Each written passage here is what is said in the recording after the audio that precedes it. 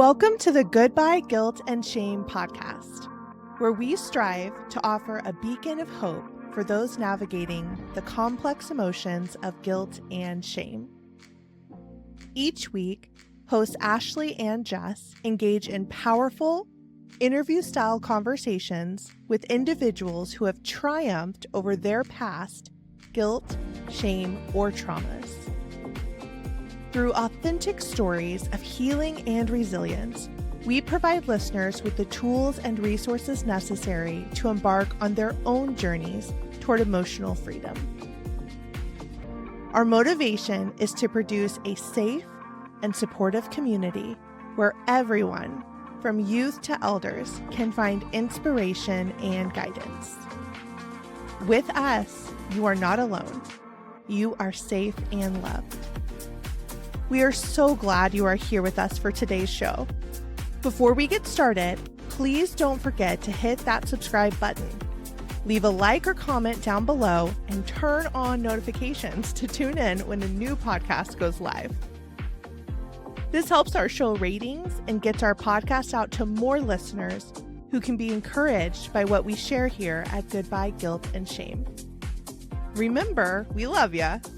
You matter, and today can and will be better than yesterday. Welcome to show 10. This has been so fun, each week sharing groups, books, and resources for individuals to get help or encouragement that they need. It is such a privilege to hear and share people's vulnerable stories. Today's show is no different. With us today is an amazing couple, James and Kristy. Christy happens to be a leader for Restored Nation, and she will be sharing about one of our resources today. But first, we are going to get to know them a little bit better and hear a bit about their story as it relates to the grief and loss of miscarriage. Miscarriage, or the spontaneous loss of life for a child in the womb, is a very common experience among women and couples.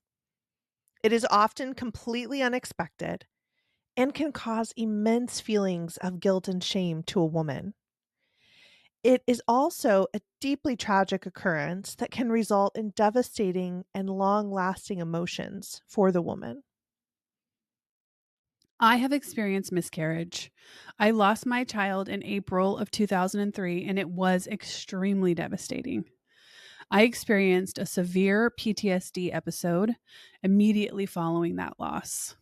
Because in my case, this was my third pregnancy, and my first had ended by abortion.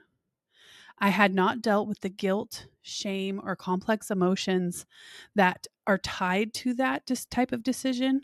So this experience, the miscarriage, felt like punishment, and I spiraled. But I am so thankful that I had a chance to experience relief from that guilt and shame in February of 2009. Thank you so much, Jess. We are looking forward to hearing from Kristy and James today. We'll be right back with our guests, so stay with us.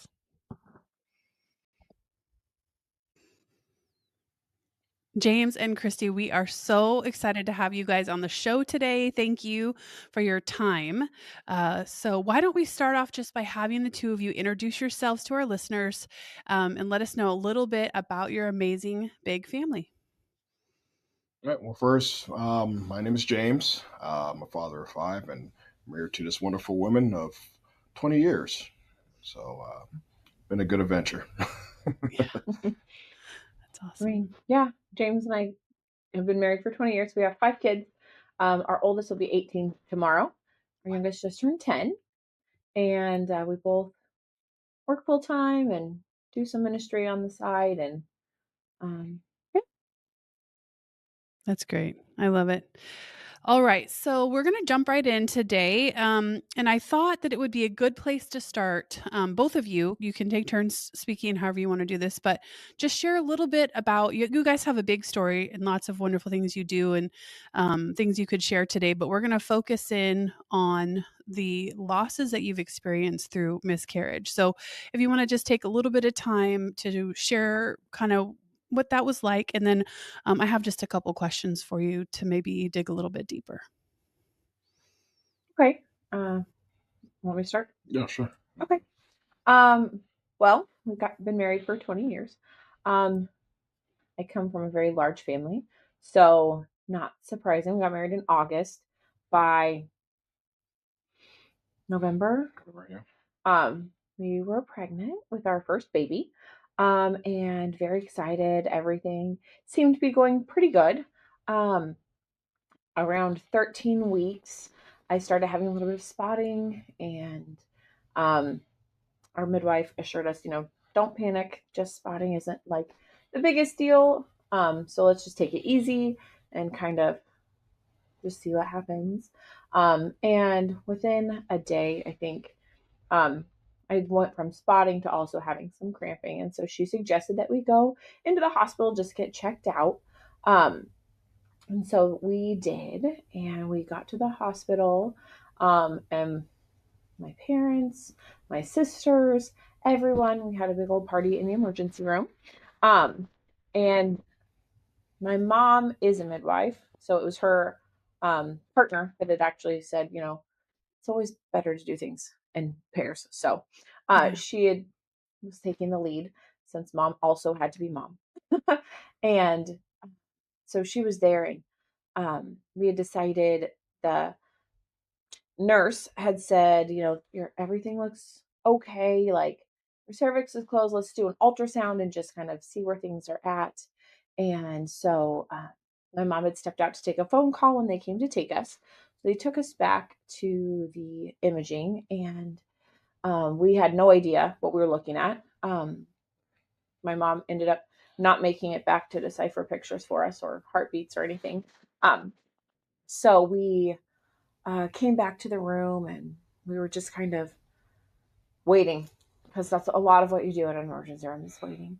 And so the nurse had come in, and she had let us know, like, if you lose the baby, then we'd like to send it off to pathology to have it just checked out, see what's going on. And I had misheard her words, so I kind of laughed a little bit. And as I had done that, I felt my baby coming out, and I started panicking a little bit. My mom was like, do you want me to check? And I was like, yes, I do. And she had checked and was called in the nurse, and within just a few minutes, our little baby had come out, and it hit harder than I was expecting. Obviously, when you start spotting, you have that in the back of your mind, like, what if I lose this baby? All of the what ifs. And it really did hit harder than I thought it would, because people always tell you it's just normal, like it happens all the time, it's a natural thing. It happens to, I think it's like 25% of women, like 1 in 4, something like that. And but it hit us like a ton of bricks. Her little baby came out, and we got to see him. He was floating around in his little sack. Perfect little fingers and eyes, and just like, I wish, because that was back in beginning of 2006. Yeah. We didn't have cell phones with cameras, and like, I don't know why, but I wish like I had been able to take a picture, because it was just so sweet and cute and not scary. I was terrified to see. I was like, I do not want to look. I don't want to have that horror. But it was really like, the nurse was like, I've never seen a baby come out in its little sack, just perfect. Like, you could see all the little details of that. And then we went home, and people were like, oh yeah, you just move on like normal. Just like, it's okay. You'll be fine. You'll have another one. You can get a new one. Like, not shoes, the baby. And I almost felt bad for taking it as hard as I did. Like, really thinking like, I should be over this and just moving on. I mean, we both worked full time. So like, having to go back to work and try not to break down in the break room, and just like keep moving on with life. So we did that faster than we should have. And then within a couple months, we were pregnant with baby number 2 and lost that baby earlier. We had been headed out of town when I started spotting. And so we stopped actually at the hospital on the way out of town, and they did a blood draw to check the levels. And then we were only going to be gone a couple days, so come back as soon as you get back. And unfortunately, confirmed that we had lost baby number 2. And very, I'm a very fertile person, which is great, except for then we got pregnant with our oldest, and there's that fear in the back of your mind, like, oh great, I don't know. I don't know if I want to do this again. Like that, should I say anything? Because maybe we should wait. But I definitely have always felt, and I still do, like every little life deserves to be celebrated. And Right. I come from a big family. And so we, of course, told everyone. We were very excited. But we did just keep, moving on. Um, Rushing through all the things and working. And then we had Malia, and we got to be parents. I feel like finally at that point. Mhm. Um, and so we started growing our family. Kalea was born about 18 months later. Yeah. Well, And after Kalea was born, between Kalea and Kiana, we lost our third baby. Hmm. And that one was very early, only yeah, about 6 weeks. 6 weeks, I would say, yeah. And that one we didn't really take time at all because we had littles. We had a 4 and a 2-year-old. And so Yeah. um, we just kind of kept moving on. Yeah. Yeah. That's a lot. Yeah. Absolutely. So, when was it that you kind of realized and maybe even pinpoint how long it had been since you've had experienced that loss before you were like, okay, there's more to this. I'm sensing more. I'm feeling some really strong emotions about this. When was that? Do you remember? I do actually. When I finally, I think I would say, put 2 plus 2 together, um, it had been, let's see, probably about 15 years Mm. since our first loss, I would say. And I was at a conference, and you obviously had been talking about Restored Nation and what they do, and how your body like remembers trauma and events like that. And though I had never chosen abortion, my body still held the memory and the grief from the babies that I lost. Absolutely. And I wasn't, it was that weekend, though I had been volunteering and running around and doing things, that I felt off. And it wasn't until I got home and I was decompressing, and I was looking through my phone, and I was like, oh, Facebook, thank you for reminding me that it had been however many years since I had lost. It was the third one because we didn't have Facebook when I was pregnant with the first 2. And I Right. was like, oh, that's why I felt the way that I felt. And I think it was the next morning actually that you had been talking about Restored Nation. And it was like, that's what I need. Like, is there something like that for me? Because Right. I feel this. And it was then that I put 2 plus 2 together. Like, I bet that's when I felt this way. Cause I mean, there was 3 different times throughout the year that would explain why I Yes. felt overstimulated, overwhelmed, on edge. Like, by then I had 5 children, but could still, like, it wasn't until my brain like put 2 plus 2 together that I realized that's why certain times are harder than others, because my body is still holding that. It's never actually had that time to heal. So that is Absolutely. when I reached out to you and I was like, hey, do you have Yes. something? I need help. Yes. And I actually shared before on the podcast, there's a book called The Body Keeps the Score. And that is so true. Exactly what you're saying. And I think right around the time that you had come up and said, "Hey, is there something for me?" Like you said, really, I had been wrestling with the curriculum that was available to women for miscarriage, and in some ways, it felt a little bit extensive. It felt a little bit like it was too long or too much. Not that you know.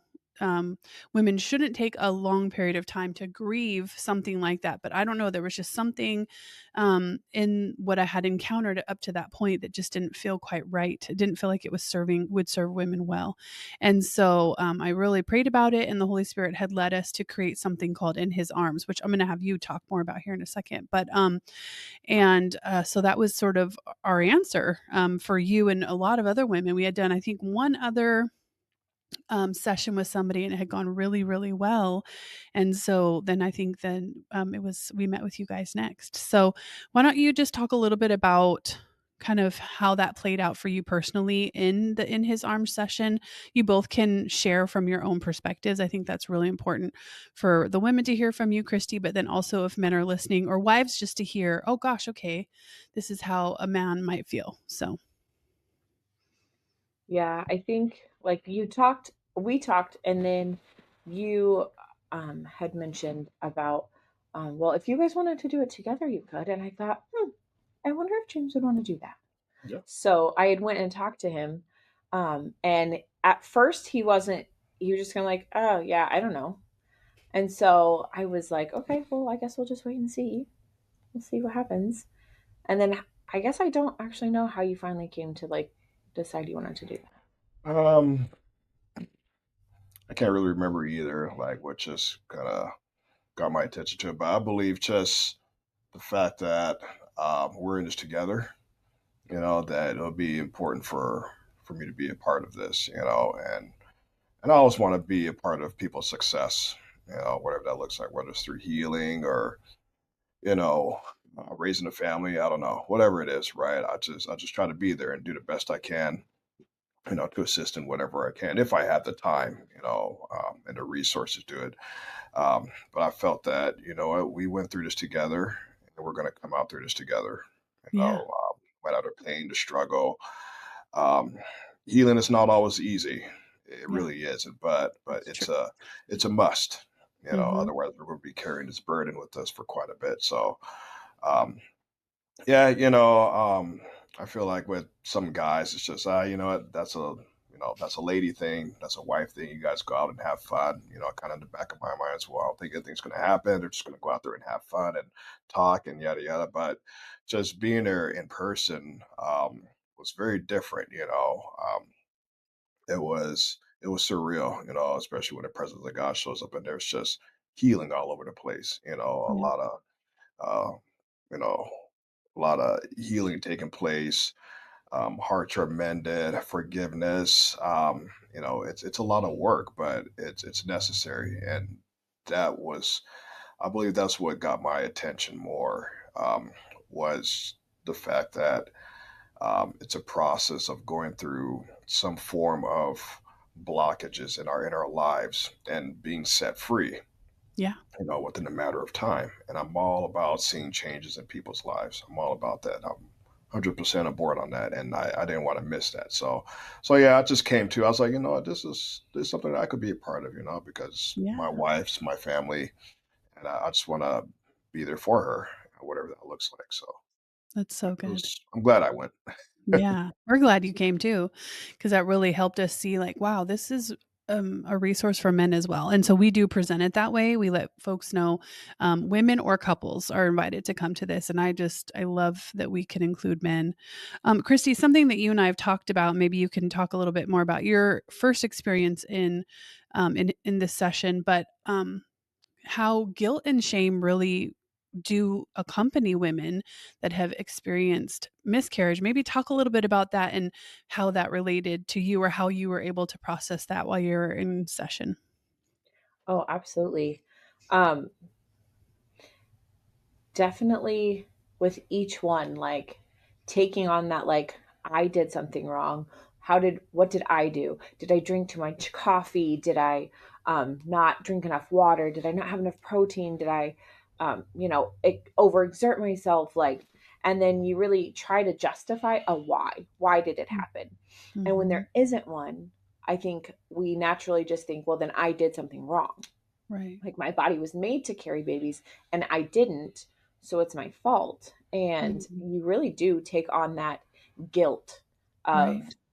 I did something. And it's, even though like going through it, there's not like, maybe you don't have a blaring voice saying this is why it happened, but being able to like let that go and like trust that God's in control, and Yeah. that our babies are safe with him. Like there's nothing that we did wrong. It wasn't because we had coffee before we found out that we were pregnant. Like Right. there's not a formula as to why it happens. um was really something that was super freeing, because the enemy likes to keep those lies in your head. And if he can keep you bound in any area, he's going to do that.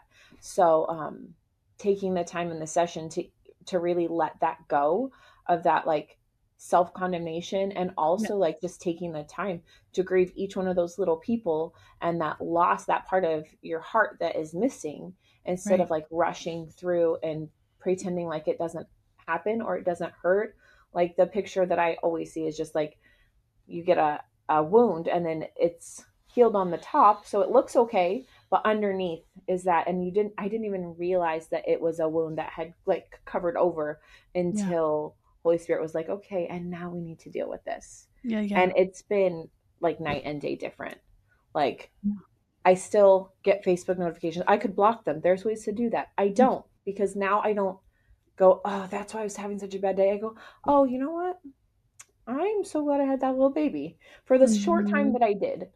I'm Yeah. so glad that, I mean, as part of our story, like each one of those lives are part of our story, and we Right. carry them in our hearts. They're never not going to be a part of our story. Yeah, absolutely. And I think that's part of our goal in his arms is to bring humanity to the loss, especially for those of us who lost babies somewhat early on. And it's, not usual for us to kind of see the loss that we're experiencing. And so it can be really easy just to talk about it as a pregnancy or as an event that happened in our life, but not the person. And you already mentioned that in the beginning, that it's not you're just not going to go get another pair of shoes or, whatever. That really, they're human, they're part of our family. Like you said, they're human, and they're our babies. And so I think that's the goal, and in his arms. And I wonder if that's kind of what you feel as well, that bringing that, like that, giving that time of honor, the naming of the baby, if you don't already have it. I think you guys had that all figured out, but and then just really giving attention, and even a time of like memorial Yeah. for the child, I think is so critical to the healing process and walking kind of the rest of the way through grief. I don't know if you Yeah, agree, but yeah. absolutely. Yeah. Yeah, because like you'll see if you ever do something like this, is like you find yourself stuck in that grief cycle, like somewhere in there. Yeah. And it very much is like a pendulum, that kind of, you could be at any of these points at any time, but like getting finally up to that other side where you can move past the grieving and into the forgiveness of, whether that's yourself, whether it's, being mad at God for letting it happen, or just circumstances, or to be able to forgive and move past that. It really is such a big step that I feel like a lot of people probably don't even realize that they need. Yeah. Yeah, I mean, even from a guy perspective too, I felt like it was just okay. Um, just move on with it. It's just like what everybody says, but you know, and that's usually a typical mindset of a guy, of a father, or just a male, and um, that usually shouldn't be the case, because in our culture today, it's stuff your feelings, right? Just kind of compartmentalize, the trauma you have experienced, and not show it again. Like, let's not Right. talk about it. Let's just move on. Your thick skin, go to work. Um, but that usually is not the case. I mean, there's still pain there, there's still grief, there's still some traumatic effects that is affecting you in some Right. form of way, right? And it's always important to seek some form of counseling and therapeutic resource, whatever it is, to get that healing. Because it's a big loss, and a lot of people Yeah. just say, "Well, it's just a blood clot, it's just a tissue," Right. and you and I both know that's not the truth. It's Yeah. it's a Yeah. living being, that's been put on this earth for a purpose.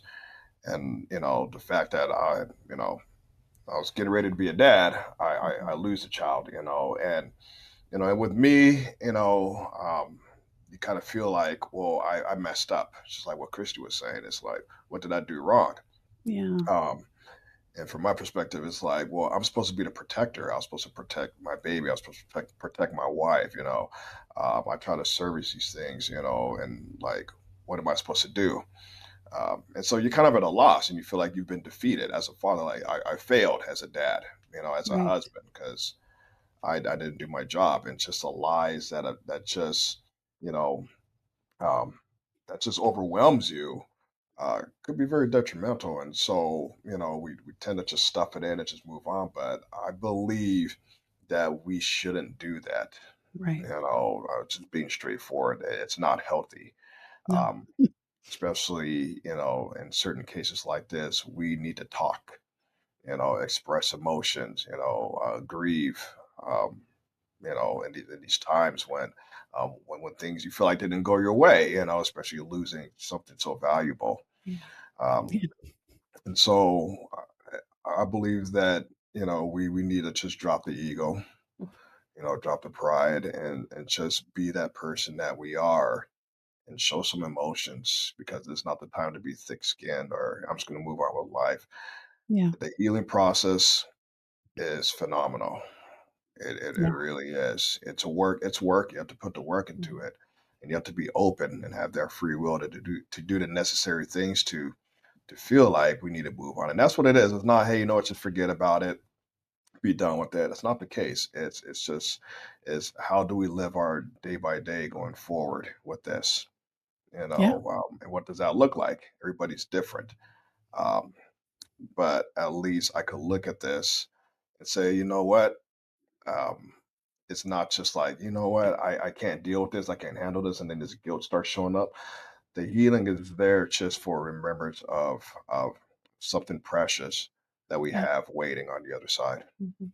Yes. And I think one thing I remember about your guys' session that I really respected and appreciated was,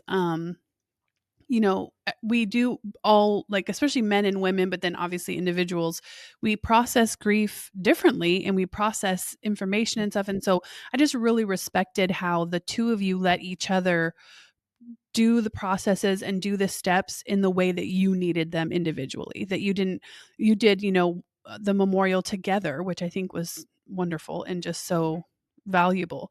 But everything else, some of those other processes that we go through, you got to do them individually in a way that was right for you. And I just think that that's really important, that you're going to grieve differently.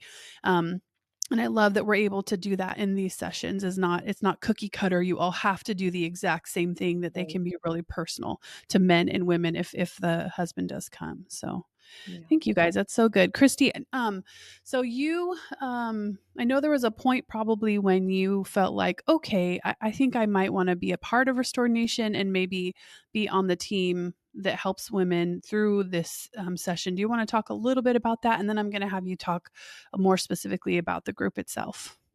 Absolutely. Yeah. I mean, once you find that healing and that freedom, it really just does come natural to want to help other people experience that as well. And being that it is unfortunately such a prevalent thing these today is losing babies, whether that is an early miscarriage or even infant loss, like it happens, and society does pretty much just say, get over it. And so to see that you don't have to, it's Right. actually significantly more healthy to take the time and process through it in a healthy way, um, is really why I was like, you know what, the only way to help more people is to be people to help people. So Right. it just kind of made sense to become part of Restored Nation and be able to help women find the same kind of healing that I was able to find. Wow. We're so glad you did too. We really could not do it all without you and your co-leader Pearl. We're just so blessed. Why don't you maybe just take a moment and try to paint a picture of what it would look like from contact, first contact with Restored Nation to coming to group. You don't have to like reveal all the group secrets, but maybe just kind of paint the picture in case someone's listening and thinking, gosh, that might be for me. Yeah. let's see. Yeah, definitely. If you're thinking that, go to the website and fill out an interest form. That is going to give us your contact information. And the very first step is just get to know you. It's meeting together at a coffee shop, answering basic questions, nothing scary, nothing super intimate, just kind of sharing our story and then getting to know you a little bit. And then see if you have the time and the energy to go and have a second meeting. The second meetings do take, we usually allot about 3 hours, and that really is person specific. Some Right. people are verbal processors, some process more in their own brain and their thoughts, and it depends on if you have one loss or if you have three, five. I mean, whatever it is that you need to go through. So it is pretty loose as far as that goes, and what each person or couple needs and the time.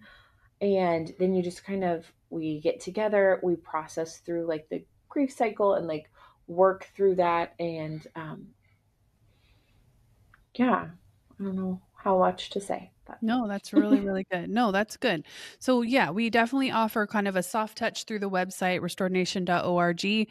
And it is just an interest form, lets us know, hey, this is something that I'd like to talk to somebody about. And then if you live local in like the Vancouver, Washington, Portland, Oregon area, then Christy and Pearl can meet you, like she said, for coffee.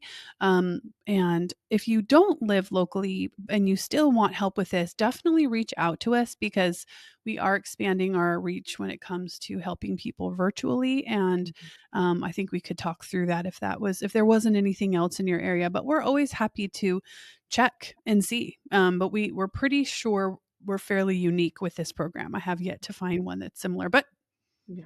correct me if I am wrong. So awesome. Okay. Why don't you take a second and just talk to the listener that has experienced miscarriage?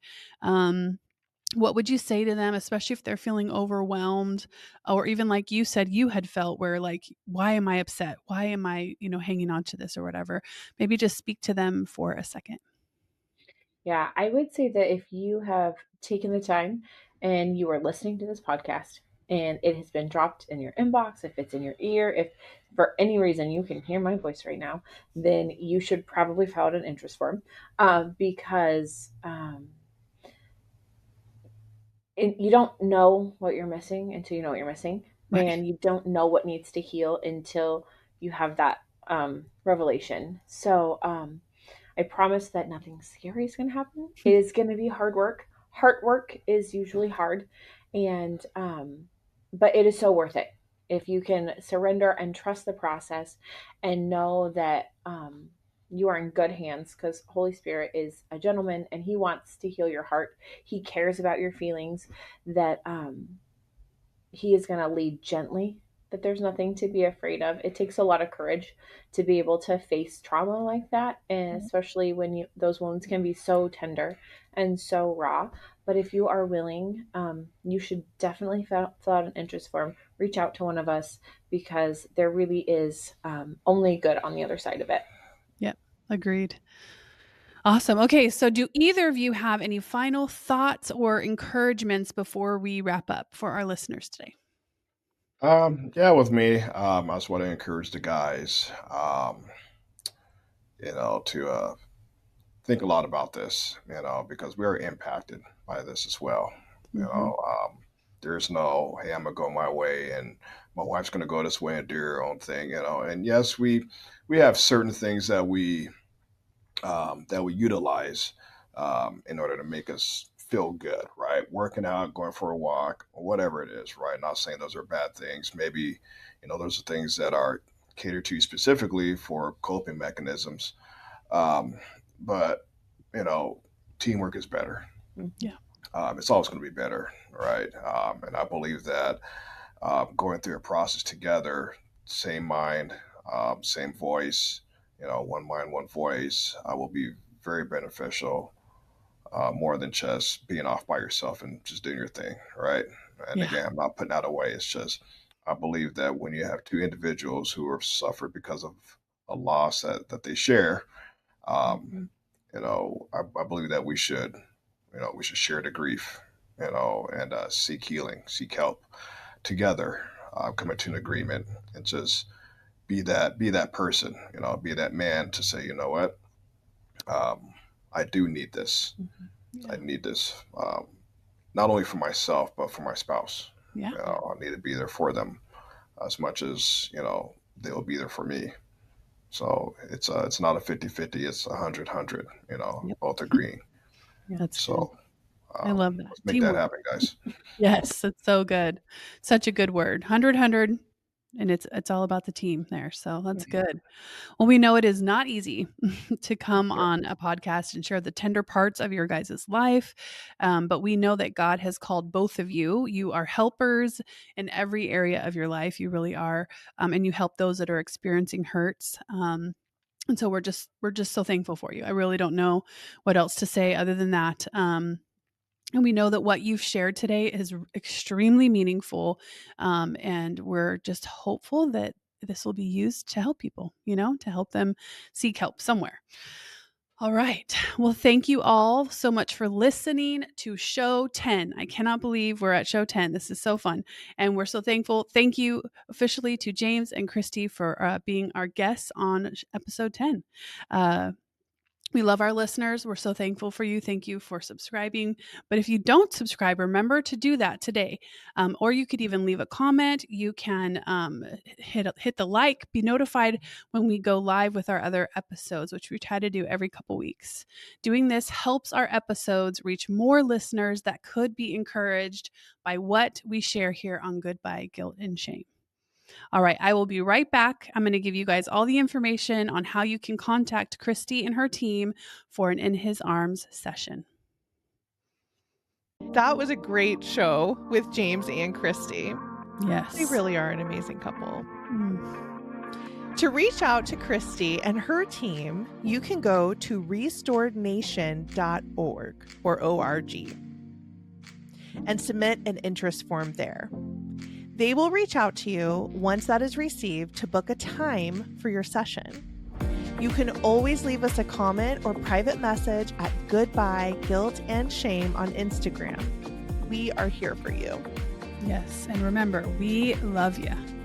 You matter, and today can and will be better than yesterday.